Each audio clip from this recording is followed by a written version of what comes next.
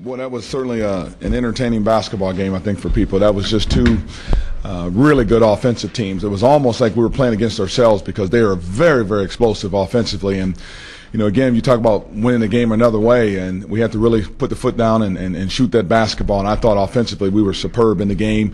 And probably the difference in the game was our defense the second half just took a few percentage points off their field goal percentage, three-point percentage. And that was the difference between the two halves, and we kind of stepped it up another notch. So terrific ball game, unbelievable stat sheet, and probably looking at that 18-1 and 6-1, considering they lost 18 games last year. What a turnaround for this basketball team that they've been on. But when you take those numbers and see what we shot, I mean, that's just a terrific stat sheet. 54 points in the second half. 30 buckets on 22 assists and 5 guys in double figures there.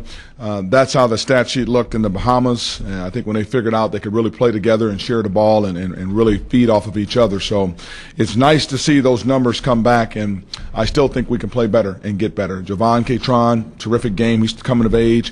I still think Chamberlain Aguchi has a lot more game left in him right now. Churchill has some more game left in him, and Malik's probably at about 70%. So as great as that dunk looked, you know, I saw a guy that's still not in great shape yet and, you know, still pushing himself on the defensive end to really get to the point where he can work through every possession that he's on the floor.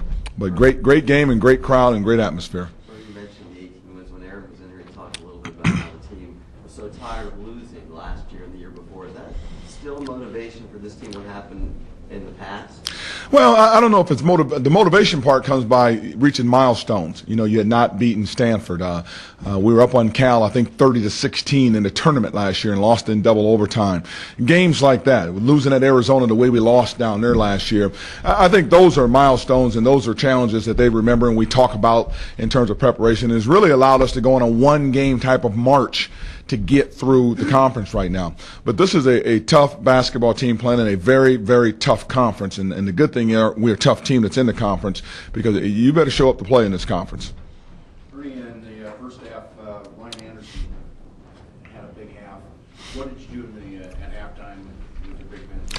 I think Marty worked a little harder at keeping the ball out of his hands when he dove down to the low post. And then as you noticed, about halfway through that second half, we started switching that ball screen up top, and Marty started picking up Ibaka, and Bryce Taylor started playing Anderson, and it took that dive away from him. We had great weak side help on those plays, too. And then Ibaka kind of spaced things out, trying to take Marty off the dribble a little bit.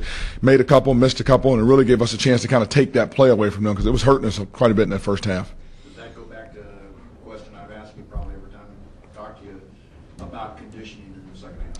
It goes to conditioning, no question about it, and I think also it goes to these guys just having a belief again that they can make adjustments, and we had to make some of them on the fly and a couple of those timeouts, make some adjustments more so than at halftime, and they did a terrific job. But conditioning is huge. I mean, Aaron Brooks again.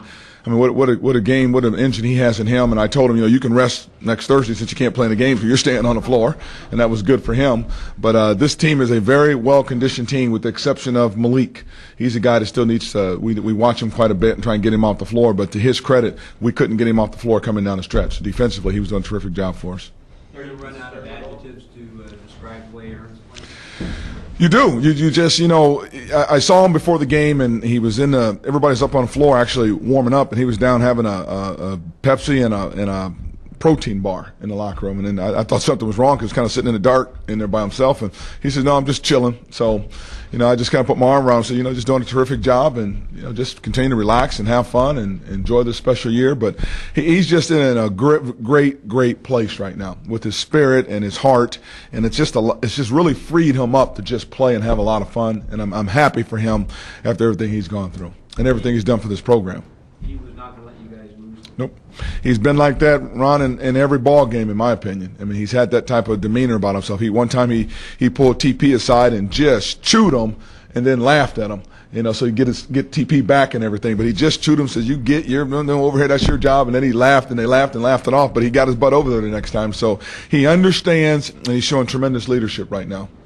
Are you concerned at all about the minutes your starters are having to play, going back to the conditioning comments? Do you need to get more from your bench with the gauntlet that you got left in Pac-10? You know, I say it again that, you know, these guys are a lot older, a lot younger, I should say, than you and I. And they play Thursday, and we don't kill them on Friday. We don't really work hard, maybe 2 days a week, and then we prep on Wednesday. They rest. We feed them good. They play a ball game. They rest. We feed them good on Friday. They play another ball game. They have Sunday off. You know, Monday's an easy day. Tuesday's a work day. Wednesday's a prep day. So I think they're fine for what we've had them doing from about last spring until now. I mean, if you could have saw them this summer, now that's nowhere near, 6 sets of 200s, and then right after that you go 20 sets of 100s, and then you go 10 sets of 80s, 10 sets of 60s, 10 sets of 40s. They're conditioned, and they're ready to go. And if I need to go deeper in the bench, I will do that. So I'm not concerned about it right now, but at the same time, we always kind of watch and see where we need to get the breathers at. But so far, so good. Coach, you've gone into the locker room at halftime down a number of times this year, and you pulled those games out on every occasion but one. Would you say that you learned something between last year and this year, or would you say your team has matured between last year and this year? There's no basketball 101 that coaches can go back to over the summer. You talk to a lot of guys and you watch what a lot of guys do, and the changes we made, last year our numbers told us that we had the best defensive team in 20 years here at University of Oregon, and that's because of points allowed per game. Well, they were kind of deceiving because the conference slowed down last year, and there were more possession by possession walking up and down the floor, which kept the possessions down and kept the score down, so it looked like we were a great defensive team. We made a decision in the spring that we're going to get up the line and get after people and speed the game up, which allow us to run more and get in more of an aggressive attacking basketball team that starts with your defense. So that was the change we made as a staff that has paid great dividends for us. The only other thing we've done as a staff is that we've got to teach these guys how to win, because they're good basketball players, they're good guys, they just not had any success, and the Bahamas trip was perfect for that. Granted, the competition wasn't what it was. You should have saw this team come alive and feel good about itself and get into its rhythm and start sharing the ball, and they came out of the Bahamas a different basketball team. And then the conditioning was the other factor in it, that we said that conditioning will toughen them up as well too, and we went to work on that. But in terms of X's and O's and things like that, I've said it before. I mean, if you look at what we're running, we've cleaned up our motion, and we do some different things with our motion offense that allows us to get a few more cuts in, and we attack the post a little bit and cut off the high post. But outside of that, I mean, I said it again, the high post ball screen is something we've been running for the last 8 years here, and Aaron Brooks is just making plays. Free throws. Look how many free throws that cost us games last year. Well, we're making free throws now. And then defensively, we're getting stops. Now, you can equate all that to saying they are a tougher basketball team. And as a combination of everything I just talked about, it's made them a tougher basketball team. The intelligence part of it for us as a staff, it's made me a calmer basketball coach because they're a tougher basketball team. So you can, again, you just manage the game. You try to put them in positions to succeed and have success. And this year they're doing it and everything. Looning with 7 assists, is that a sign the offense is clicking? Yes, and a lot of the offense went through Marty, and we did a good job when we cut off that post. You saw Malik in the first half. They had to make some adjustments. They started switching, and we were cutting off that post, getting a lot of layups. So Marty did a good job of finding people playing in the post this game. Coach, having Malik back seems to – your team was playing great, and then Malik came back, and then it seemed to raise him another notch up. Speak a little bit about what Malik means to your team.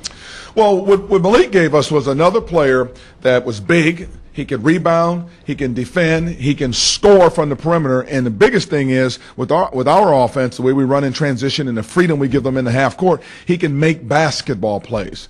Gucci is a terrific shooter on the catch and shoot. Malik can make more basketball plays, create more, find people more, and do things like that. So he just takes us to another level because he can do so many things that are in his package, whereas maybe another guy that's been playing for him doesn't have as many things in his package. Malik's got a lot of things, and the more he gets in shape, if we can keep him healthy, the better he's going to get. And he's one of those guys that hasn't played a lot of minutes, so he's got a lot more basketball left in him. Anything else, Coach? It was just Matt Court's 80th birthday a little while ago. What do you feel about Matt Court, and if it's helped you, the atmosphere here?